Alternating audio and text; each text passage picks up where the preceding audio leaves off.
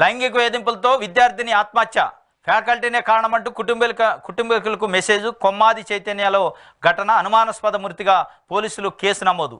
విశాఖ నగరం శివారు కొమ్మాది వద్ద గల చైతన్య ఇంజనీరింగ్ అండ్ పాలిటెక్నిక్ కళాశాల విద్యార్థిని గురువారం అర్ధరాత్రి ఆత్మహత్యకు పాల్పడింది. తమ కాలేజీ ఫ్యాకల్టీ లైంగిక వేధింపులే తన ఆత్మహత్యకు కారణమని ఆ విద్యార్థి తన కుటుంబీకులకు వాట్సాప్ మెసేజ్ పంపింది. తన ఫోటోలు తీసి బ్లాక్మెయిల్కి పాల్పడడంతో తీవ్ర మానసిక క్షోభ అనుభవించినట్టు అందులో పేర్కొంది. ఈ ఆత్మహత్య ఘటన విశాఖను తీవ్ర దిగ్భ్రాంతికి గురి చేసింది. పోలీసులు అనుమానాస్పద మృతిగా కేసు నమోదు చేశారు. దర్యాప్తు తర్వాత పూర్తి వివరాలు వెల్లడిస్తామని చెప్పారు. విద్యార్థిని కుటుంబ సభ్యుల కథనం ప్రకారం అనకాపల్లి జిల్లా నర్సీపట్నానికి చెందిన 16 ఏళ్ల విద్యార్థిని కొమ్మాదిలోని Sri Chaitanya engineering and polytechnic కళాశాలలో మొదటి ఏడాది డిప్లొమా చదువుతుంది. ఆమె ఆత్మహత్య చేసుకునే ముందు తన సెల్ ఫోన్ నుంచి వాట్సాప్ ద్వారా గురువారం రాత్రి తన తండ్రికి, అక్కకు మెసేజ్ పంపింది.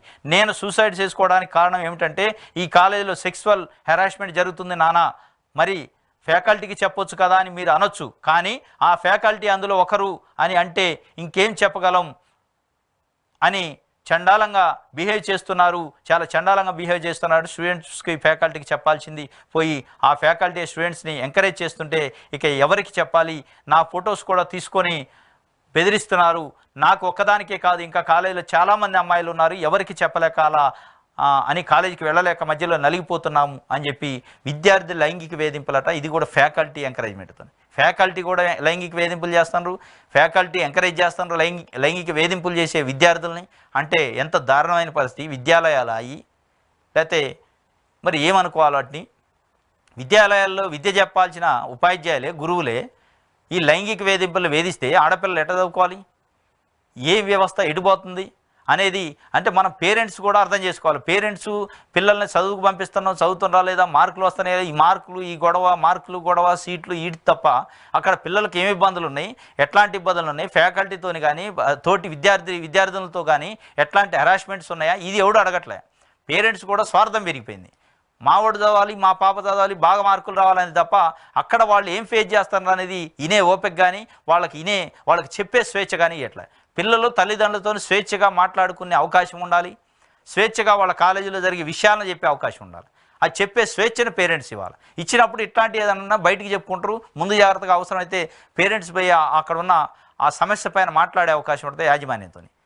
ఎప్పుడైతే మీరు వాళ్ళు ఏదైనా సమస్య చెప్తుంటే షటప్ అని చెప్పి నువ్వు మార్కులు రావట్లేదు, మార్కులు అని పిల్లల మీద అరిచి కేకలు పెడితే ఇగో ఈ పరిస్థితులే ఉంటాయి. కాబట్టి పేరెంట్స్ దయచేసి గమనించాలి. చదువుతారు, పిల్లలు ఎట్లా చదువుతారు, ఇవాళ రేపు వస్తుంది, మార్కులు ఎట్లాగ వస్తాయి, సీట్లు వస్తాయి, కానీ ప్రాణం ఉండాలి ముందు. భూమి మీద ప్రాణం ఉంటే కదా వాడు ప్రాణం ఉండేట.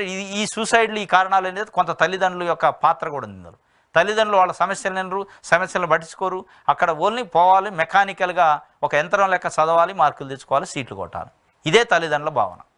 కానీ అక్కడ వాళ్ళు ఏం ఫేస్ చేస్తున్నారు, కాలేజీలో చుట్టూ ఉన్న వాతావరణం ఎట్లుంది, వేధింపులు ఏమైనా ఉన్నాయా, హెరాస్మెంట్ ఏమైనా ఉందా అని ఎవడు అడగడం. వాళ్ళు ఒకళ్ళు చెప్పడానికి సాహసం చేసినా ఆ మాటలు వినే ఓపిక వాళ్ళకు ఉండదు. ఏ వాళ్ళని చదువు గురించి చెప్పాలి, మార్కుల గురించి చెప్పాలి, ఇది తప్ప వేరే విషయాలు చెప్తే వినటానికి సుముఖంగా లేని పేరెంట్స్ ఉండటం వల్ల ఇట్లా జరుగుతుంది. ఇది చాలా దురదృష్టం పాపం. ఆ అమ్మాయి తండ్రికి మెసేజ్ పెట్టి, అక్కకి మెసేజ్ పెట్టి ఇట్లా సూసైడ్ చేసుకునే పరిస్థితి, సెక్సువల్ హెరాస్మెంట్ చేస్తున్నారు. దాన్ని చెబుదామంటే ఫ్యాకల్టీకి చెప్పొచ్చు కానీ మీరు అనొచ్చు, కానీ అదే ఫ్యాకల్టీ అందులో ఉన్నారు. ఈ హెరాస్మెంట్లో ఆ ఫ్యాకల్టీ కూడా ఉన్నప్పుడు నేను ఎవరికి చెప్పుకోవాలి? నేను ఒక్కదాన్ని కాదు, ఇది ఇంకా చాలామంది ఇట్లాంటి ఫేస్ చేస్తున్నారు. చెప్పే ధైర్యం లేక నలిగిపోతున్న పరిస్థితి అని చెప్పింది. కాబట్టి ఇట్లాంటి ముండా కొడుకుల్ని ఏం చేయాలంటే ఉరేయాల. ఎవడైతే ఆ ఫ్యాకల్టీ ఉండో వాడిని ఉరేయాలా. బహిరంగ ఉరేస్తే ఇంకోటి భయం ఉంటుంది. బహిరంగంగా శిక్ష వేయాలి. ఎంత దారుణం. ఎదిగిన బిడ్డ కళ్ళ ముందు మెసేజ్ పెట్టి చచ్చిపోతే ఆ తండ్రి, ఆ తల్లి ఆవేదన ఎట్లుంటుంది అర్థం చేసుకోవాలి. కాబట్టి పేరెంట్స్ అర్థం చేసుకోవాలి, ఫ్యాకల్టీ అర్థం చేసుకోవాలి, కాలేజీ యాజమాన్యాలు అర్థం చేసుకోవాలి. మీరు కాలేజీ నడుపుతున్నాం, ఫీజులు వస్తున్నాయా, ఇది కాదు. ప్రైవేట్ కాలేజీలు కూడా తప్పనిసరిగా అజమాయిషి ఉండాలి. ఎక్కడ ఏం జరుగుతుందో గుర్తించాలి, సీసీ కెమెరాలు పెట్టాలి, వేధింపులు ఏమైనా ఉంటే కంప్లైంట్ బాక్స్ పెట్టాలి, చెప్పాలి. కానీ ఎవడు ఎట్లాంటి వాడు తెలవని పరిస్థితుల్లో ఫ్యాకల్టీ అదే, ప్రిన్సిపాల్స్ అదే, యాజమాన్యం అదే అయితే వేధింపులు చేస్తే ఎవరికి చెప్పుకోవాలి, ఎవరి కోసం కావాలి, ఏం ఉద్ధరిస్తున్నట్టు, సమాజం ఎటుపోతున్నట్టు, ఏం సంస్కృతి నేర్పుతున్నట్టు, ఏం చదువు నేర్పుతున్నట్టు అనేది అలా మనం అర్థం చేసుకోవాలి. కాబట్టి మారాలి, మార్పు రావాలి. ఇట్లాంటి వాళ్ళని శిక్షించాలి, భయం ఉండాలి.